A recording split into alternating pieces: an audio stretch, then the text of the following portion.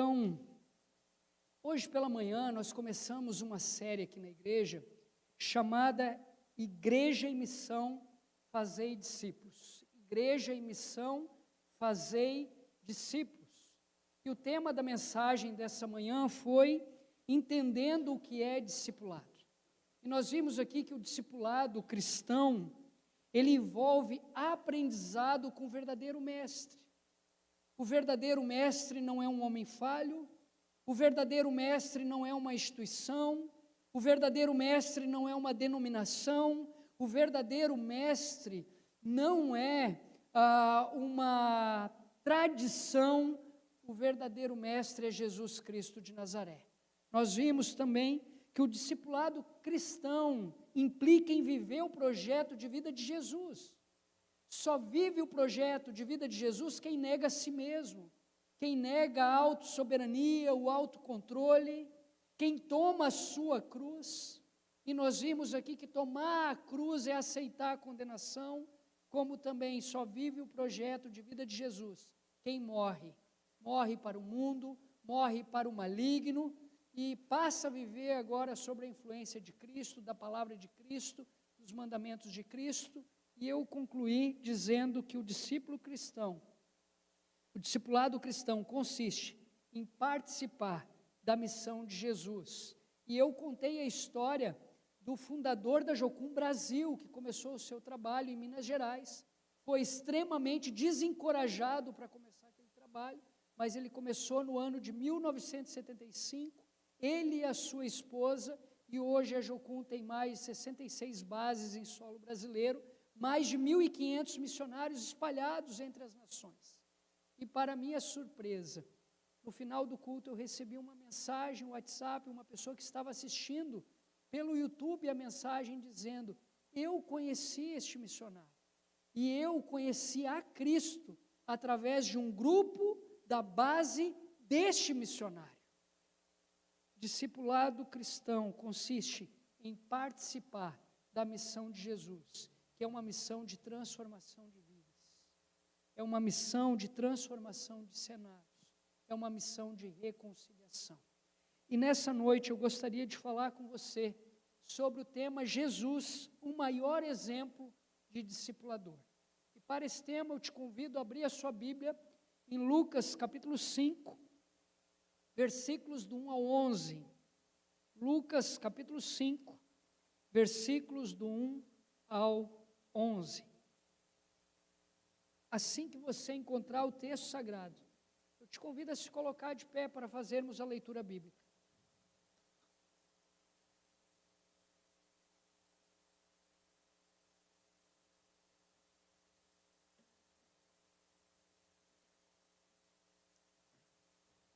Assim diz a palavra do bom Deus. Esta palavra que ensina, essa palavra que corrige, que repreende, que instrui o homem no caminho que ele deve andar. Esta palavra que é suficiente para responder qualquer dilema do seu coração. Certo dia, Jesus estava perto do lago de Genezaré, e uma multidão o comprimia de todos os lados para ouvir a palavra de Deus. Viu à beira do lago 2 barcos, deixados ali pelos pescadores, que estavam lavando as suas redes. Entrou num dos barcos, o que pertencia a Simão, e pediu-lhe que o afastasse um pouco da praia. Então sentou-se e do barco ensinava o povo. Tendo acabado de falar, disse a Simão: vá para onde as águas são profundas, e a todos lancem as redes para a pesca. Simão respondeu: mestre, esforçamo-nos a noite inteira e não pegamos nada, mas, porque és tu quem está dizendo isto, vou lançar as redes. Quando fizeram, pegaram tal quantidade de peixes, que as redes começaram a rasgar-se. Então fizeram sinais aos seus companheiros no outro barco, para que viessem ajudá-los. E eles vieram e encheram ambos os barcos, ao ponto de começarem a afundar. Quando Simão Pedro viu isso, prostrou-se aos pés de Jesus e disse: afasta-te de mim, Senhor, porque sou um homem pecador. Pois ele e todos seus companheiros estavam perplexos com a pesca que haviam feito, como também Tiago e João, os filhos de Zebedeu, sócios de Simão.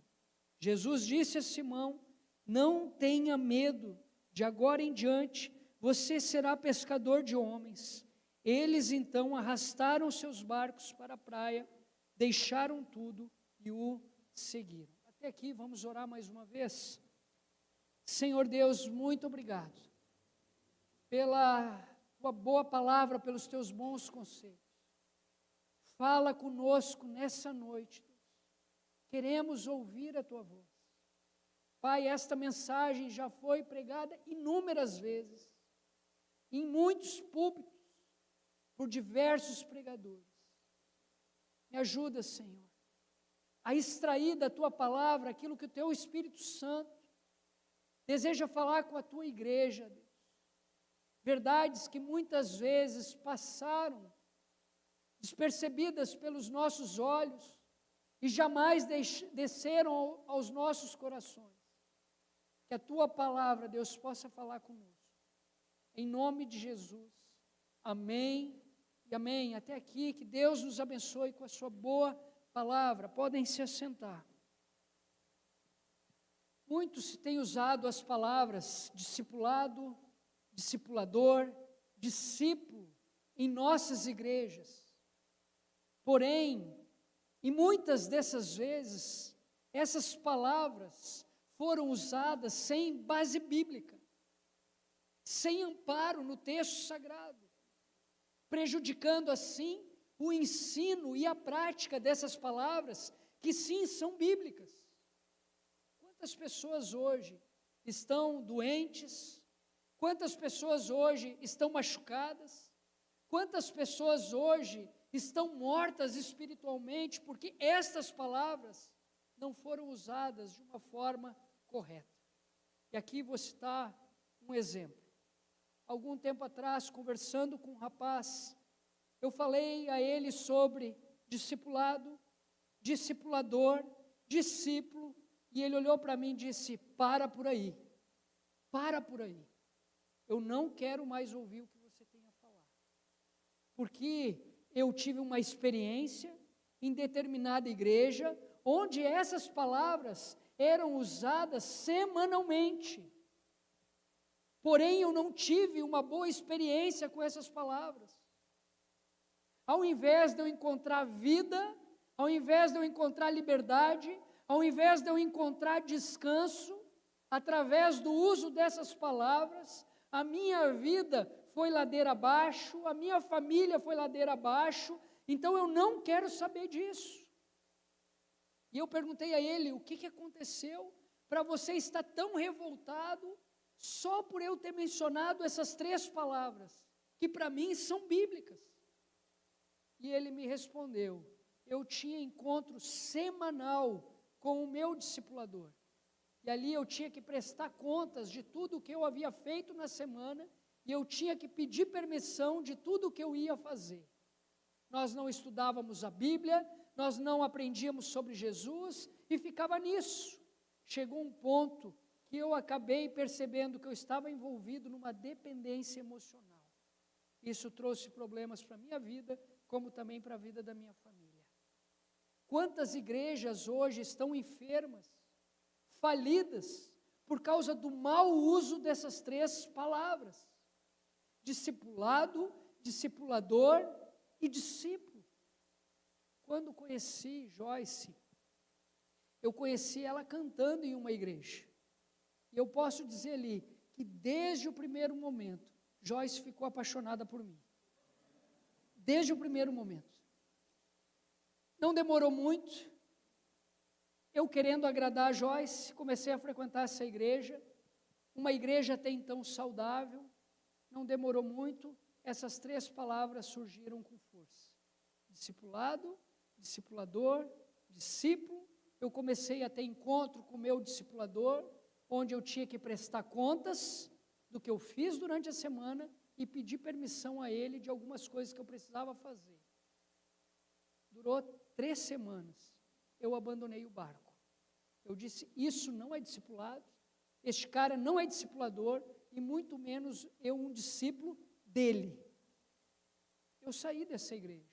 Nós voltamos para Porto Alegre, Joyce veio comigo, e aí então nós começamos a frequentar uma igreja que não tinha essas 3 palavras, mas não demorou muito para eu saber que aquela igreja lá já estava enferma, aquela igreja lá já estava na beira da falência, depois de ter crescido de uma forma explosiva. Vários rachas aconteceram nessa igreja por causa do mau uso dessas 3 palavras. Então, a melhor forma de compreender essas 3 palavras é olhando para Jesus. Se você realmente deseja compreender o que é discipulado, o que é um discipulador, o que é um discípulo, olhe para Jesus.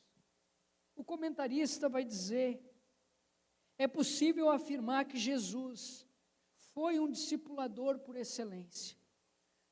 Em seu ministério público, deixou evidências claras de um verdadeiro discipulador, investindo em vidas e desafiando a igreja a fazer de forma semelhante.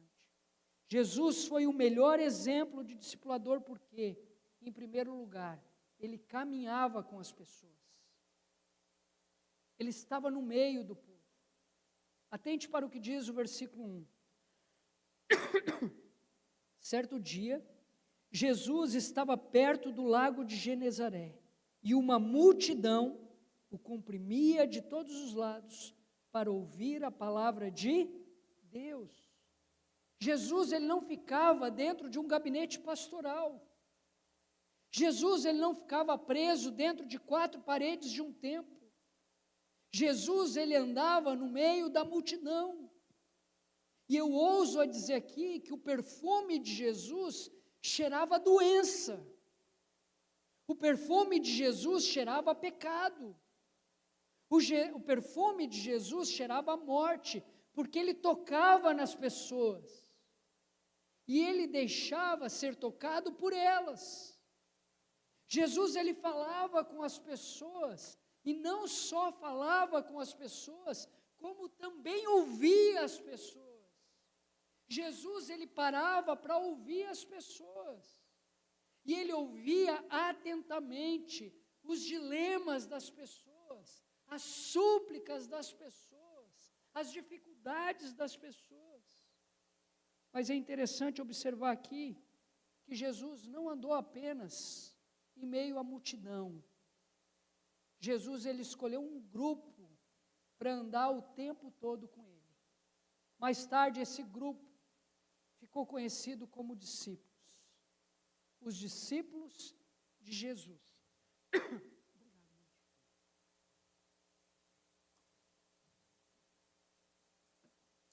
Então, ao fazer isso, escolher um grupo, Jesus mostrou que o verdadeiro discipulador, ele precisa se deixar ser conhecido pelos seus discípulos. O discípulo, ele precisa conhecer o caráter do seu discipulador. O discípulo, ele precisa encontrar a coerência entre o ensino e a vida prática do seu discipulador. E como isso vai acontecer? Quando ambos andarem juntos. Coisa que não acontecia nas escolas rabínicas da época. Nós vimos aqui pela manhã que um rabino, ele investia na vida do seu aluno, no crescimento intelectual do seu aluno.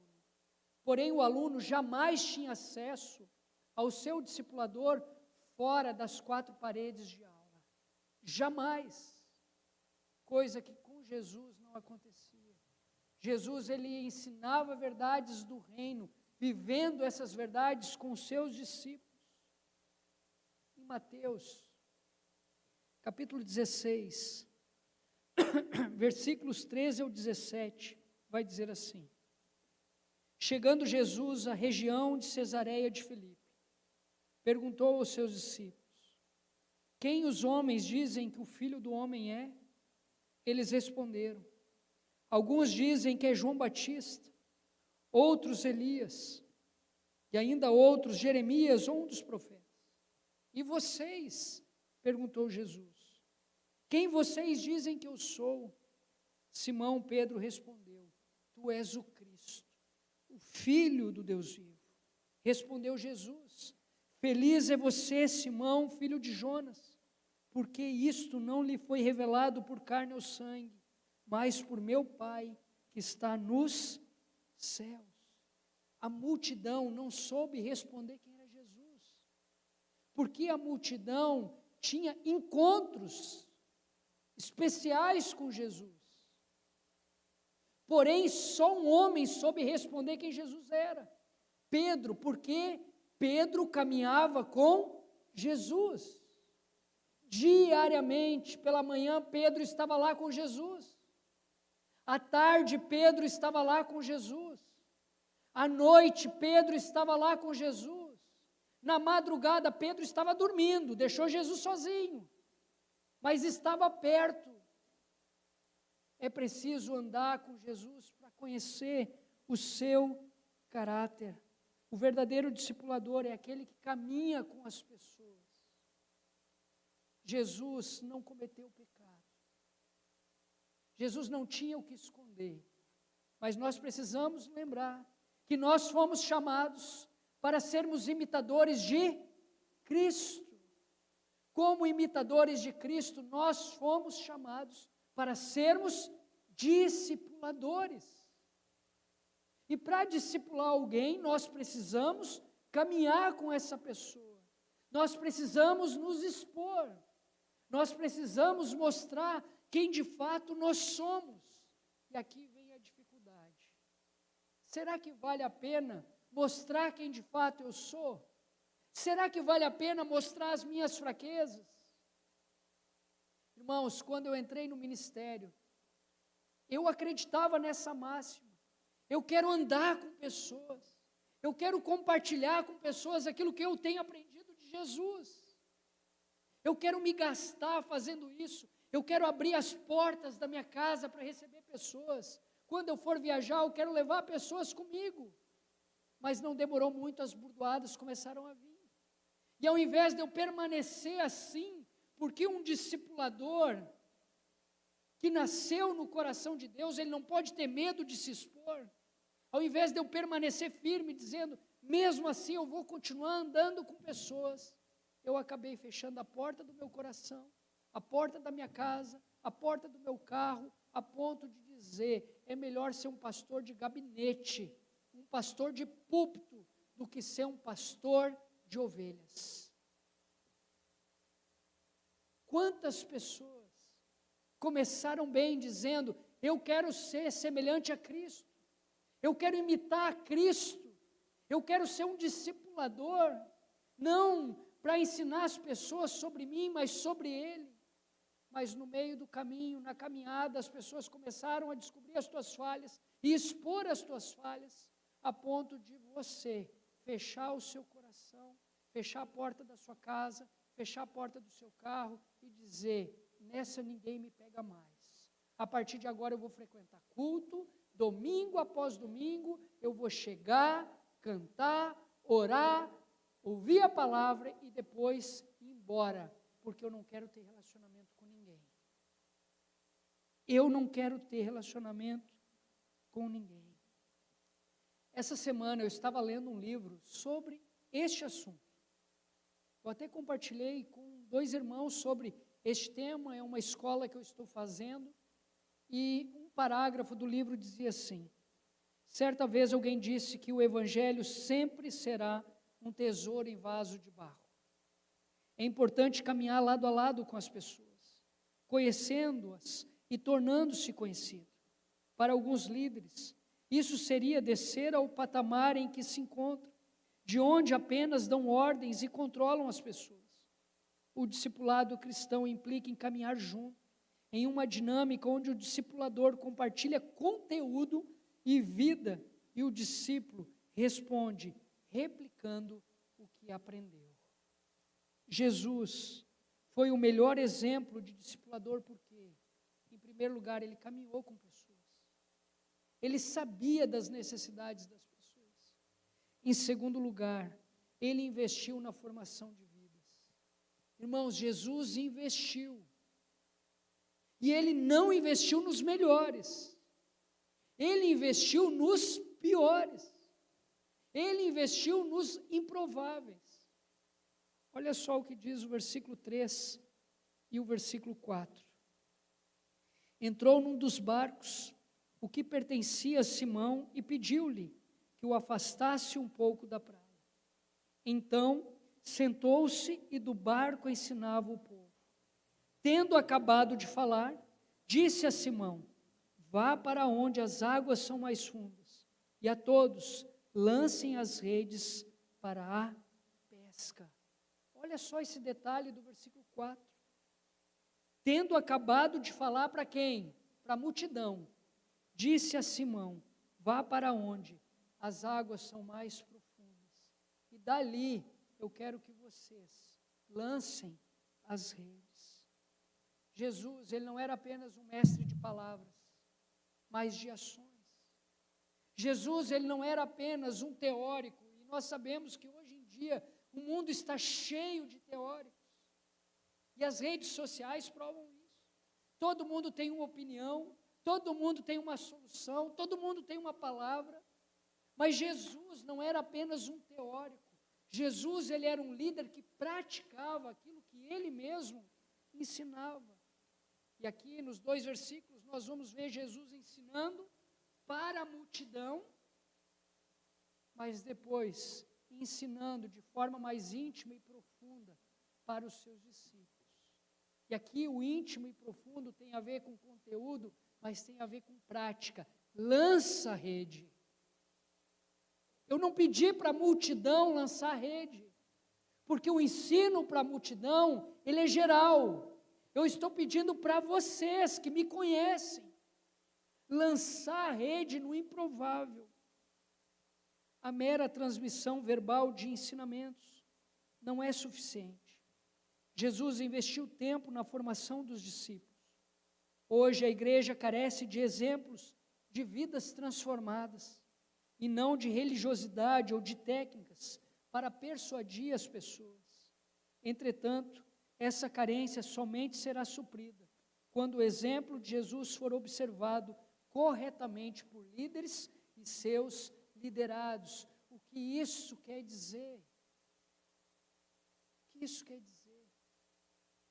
Hoje, as pessoas não têm moral para investir no outro, como Jesus tinha, como homens e mulheres ao longo da história da igreja tiveram. Eu lembro de uma mulher chamada Erundina Reis, já falei dessa mulher várias vezes aqui nesse púlpito. Minha avó, esta mulher, ela tinha moral. Às 4h da manhã ela estava orando pelos pedidos de oração. Pela manhã, logo quando ela acordava, ela estava lendo a palavra. Alguém chegava na casa dela, ela não entregava achismo para as pessoas. Ela ouvia as pessoas, ela ouvia a súplica das pessoas, o clamor das pessoas, o anseio das pessoas, e depois de ouvir, ela pegava a palavra, não falava nada, pegava a palavra, abria a Bíblia, lia um texto, e olhava para a pessoa e dizia: o que você entendeu com esse texto? Deixa eu orar por ti. Muitos dos jovens daquela igreja onde a minha avó frequentava, hoje são homens e mulheres de Deus, cada um em sua função.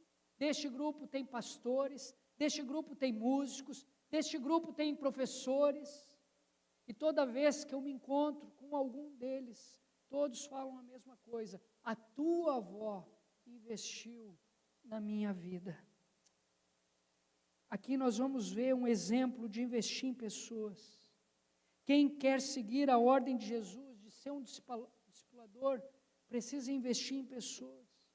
Mas eu já vou te avisando, investir em pessoas não é nada fácil, porque tu vai se machucar, tu vai se frustrar, porque com certeza, muitas vezes você vai ser mal interpretado, muitas vezes você vai ser traído, muitas vezes você vai ser abandonado. Será que isso pode acontecer? Será que o ser humano ele é tão ingrato que ele não consegue valorizar aquele que o valoriza? sim, é ingrato. Estes 12 fizeram isso com Jesus. Jesus investiu 3 anos na vida deles. E quando Jesus mais precisou, ele foi mal interpretado, ele foi traído, ele foi abandonado, mas a boa notícia é essa, que depois que Jesus ressuscitou, Jesus voltou até esses homens. E ali aqueles homens provaram de uma verdadeira transformação de vida. Eles não ficaram parados e passaram a colocar em prática tudo aquilo que eles haviam aprendido de Jesus durante aqueles 3 anos. E o resultado foi pessoas impactadas naquela época, cenários mudados naquela época, como até os dias de hoje, pessoas impactadas, cenários mudados, devido à vida daqueles homens e de tudo aquilo que eles aprenderam de Jesus. Jesus foi o melhor exemplo de discipulador, porque ele caminhava com as pessoas, ele investia na vida de pessoas. Irmãos, valeu a pena o investimento de Jesus na vida daqueles 12. Um morreu, sim morreu, mas os 11 que ficaram fizeram a diferença. E é preciso lembrar que estes 11, eles fizeram um julgamento errado de Jesus, eles abandonaram Jesus, sim, eles também traíram Jesus, mas valeu a pena todo investimento na vida deles. Valeu a pena todo investimento que você fez na vida de alguém. Está valendo a pena todo investimento que você está fazendo na vida de alguém. Valerá a pena todo investimento que você fizer na vida de alguém, mesmo você ficando machucado, mesmo você ficando ferido, vai valer a pena, porque no tempo certo, todo aquele conteúdo bíblico que você transmitiu a essa pessoa vai fazer a diferença na vida dela e na vida das pessoas que o cercam. Jesus, ele foi o melhor exemplo de discipulador, porque, em terceiro lugar, Jesus, ele vislumbrava o futuro das pessoas. Versículo 8, versículo 10 vão dizer assim: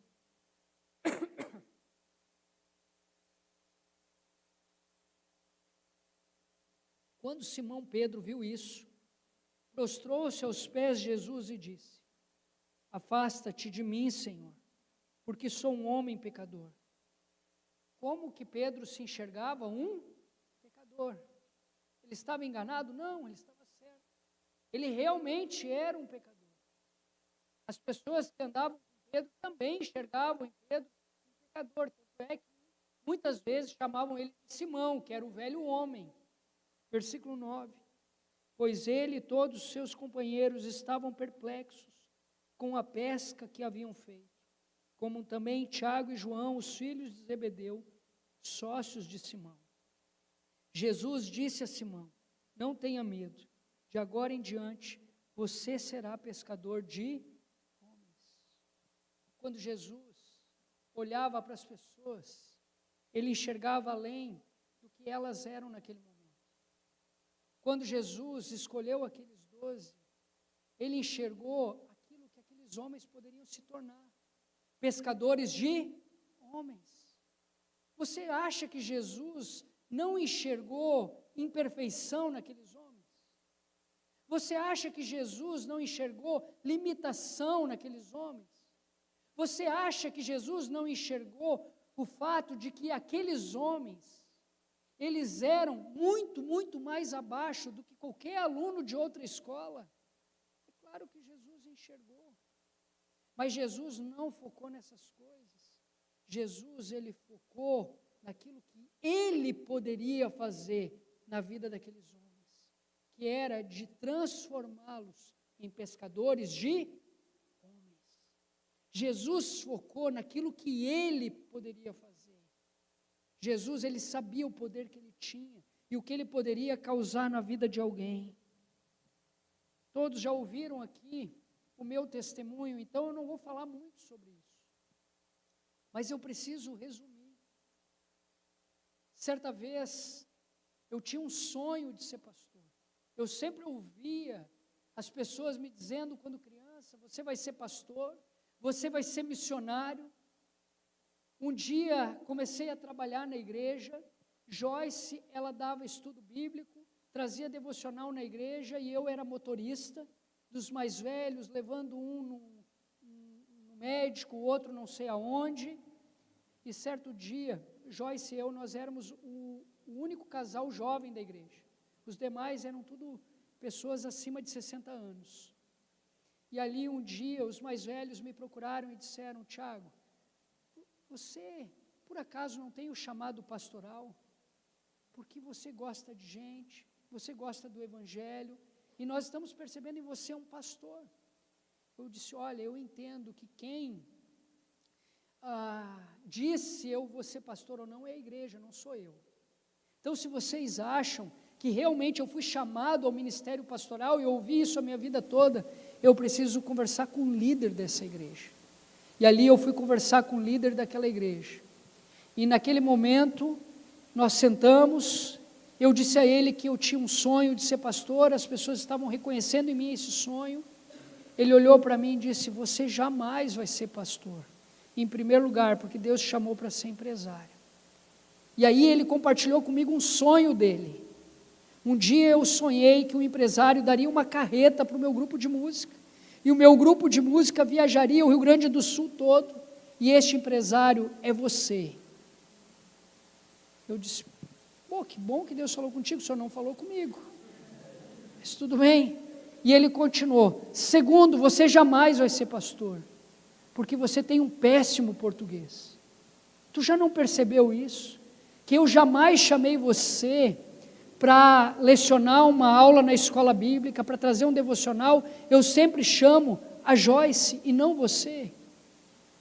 Porque a Joyce fala bem, você não. Se você for um pastor, quem vai pregar na tua igreja vai ser a Joyce, não vai ser tu. Então você jamais vai ser um pastor. Em terceiro lugar, você jamais vai ser um pastor porque você não entende o que você lê. Você interpreta tudo errado, e não só isso, você esquece rapidamente daquilo que você leu. E ali então, eu apavorado, olhei para ele, disse: mais alguma coisa? Eu estou convencido, pregação batista, 3 pontos, está tudo certo. Ele olhou para mim e disse: eu preciso voltar lá para ensaiar o meu grupo de música. Eu disse: eu só preciso de uma oração, porque eu estou quebrado. Ele disse: eu não tenho tempo. Eu saí daquele lugar, indignado com a situação, indignado com Deus, me revoltei por um período de 6 meses, saí da igreja. Ali Joyce e eu começamos a estudar em casa, e eu disse para Joyce, para a igreja, eu nunca mais volto. E depois de 6 meses eu disse: Joyce, eu preciso voltar. Eu preciso voltar porque eu estou me sentindo um peixe fora da água, eu preciso respirar. E a primeira igreja que eu pisei foi esta igreja, num culto de domingo à noite. Na outra semana, eu visitei a Igreja Batista Viva, lá na Vila Nova. E na terceira semana, eu frequentei a Igreja Batista do Cristal, igreja que eu fiquei. Depois eu fiz o caminho inverso. Me formei na Cristal, pastoreei a Viva e hoje eu estou aqui. O inverso. O detalhe é que quando nós chegamos na Cristal, 2 anos, Alencar e Joyce estão aqui, eles estão aí para confirmar, varrendo a igreja lá, o salão anexo, todo domingo depois do culto, levando um em casa, levando o outro em casa. Depois de 2 anos, o pastor Olavo olhou para mim e disse: você foi chamado para ser pastor, e eu quero começar um estudo com você. Eu disse: pastor, eu acho que eu fui chamado para ser empresário, eu acho que eu não tenho um bom português, eu acho que eu não entendo o que eu leio, eu acho todas aquelas coisas que aquele homem me falou, embora eu tenha isso no meu coração. E ele disse: a partir de hoje, eu vou investir na tua vida. Amanhã, às 5:30 da manhã, eu quero você aqui para orar comigo. 5:30 da manhã, eu estava dormindo, recebi uma ligação do pastor Olavo: você já está chegando. Eu disse: tu está brincando com a minha cara. Ele disse: eu estou aqui te esperando, eu vou te dar mais uma chance. Amanhã eu quero você aqui orando comigo. No outro dia, 5:30 da manhã, eu estava lá. O pastor Olavo orou das 5:30 às 7:30. Eu dormi das 5:30 às 7:25. Eu acordei quando ele disse amém. E a partir dali, todos os dias nós orávamos juntos. Todos os dias nós orávamos juntos. E eu entendi que que vale a pena investir na vida de pessoas. Eu entendi que vale a pena olhar para as pessoas, não para aquilo que elas são hoje, mas para aquilo que elas podem ser amanhã. Jesus, ele investiu num grupo de improváveis, e olha só o que aconteceu. Até hoje, nós estamos sendo impactados pela vida daqueles 11 que aprenderam a lição, que provaram a transformação. E por último, Jesus foi o melhor exemplo de discipulador, porque ele pagou o preço do discipulado. Ele pagou o preço do discipulado. O versículo 11 vai dizer o seguinte: eles então arrastaram seus barcos para a praia, deixaram tudo e o seguiram. Antes dos discípulos de Jesus deixarem tudo, eles viram o mestre fazendo isso. Jesus deixou tudo. Jesus abriu mão de sua glória, pisou nessa terra. Jesus deixou a sua própria família de sangue para viver esta aventura para muitos. Eles viram em Jesus um exemplo.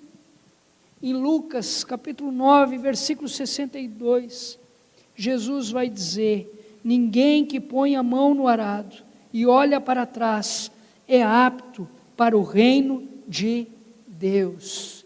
Jesus deixou tudo e os discípulos seguiram o exemplo de Jesus. Eles também deixaram tudo. Eles também abandonaram a velha vida.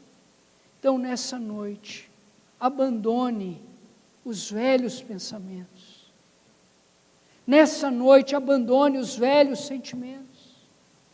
Nessa noite, abandone as velhas ações. Nessa noite, abandone os velhos relacionamentos que estão prendendo você. Pague este preço. O preço da salvação, Jesus já pagou. O preço da obediência, para seguir Jesus, você precisa pagar. Vou repetir novamente. O preço da salvação, Jesus já pagou, você não precisa fazer nada. Mas o preço de seguir Jesus por meio da obediência, você precisa pagar. Como? Abandonando tudo aquilo que prende você à sua velha vida. Abandone. Enquanto eu estava montando este ponto, eu estava lembrando do hino de número 295, que diz: tudo, ó Cristo, a ti entrego, tudo sim por ti darei, resoluto, mas submisso, sempre, sempre seguirei, tudo entregarei, sim por ti, Jesus bendito, tudo deixarei, tudo, ó Cristo, a ti entrego, corpo e alma, eis aqui, este mundo mal renego, ó Jesus, me aceita a mim, tudo sim, entregarei, tudo a Cristo a ti entrego, quero ser somente teu, tão submisso à tua vontade, como os anjos lá do céu. E assim o hino vai continuar. Eu quero concluir essa mensagem dizendo que a melhor forma de compreender essas três palavras, discipulado, discipulador, discípulo, é olhando para Jesus. É possível afirmar que Jesus foi um discipulador por excelência. Em seu ministério público, deixou evidências claras de um verdadeiro discipulador, investindo em vidas e desafiando a igreja a fazer de forma semelhante. Jesus foi o melhor exemplo de discipulador porque ele caminhava com as pessoas, ele investiu nas pessoas como continua investindo. Ele enxergava o produto final, não aquilo que as pessoas eram. Pedro se viu um pecador, as pessoas enxergavam em Pedro um pecador, mas Jesus, quando olhou para Pedro, enxergou nele um pescador de homens. Jesus foi o melhor exemplo de discipulador, porque ele pagou um alto preço por você. Ele abandonou muita coisa por você. E qual vai ser a tua resposta a ele?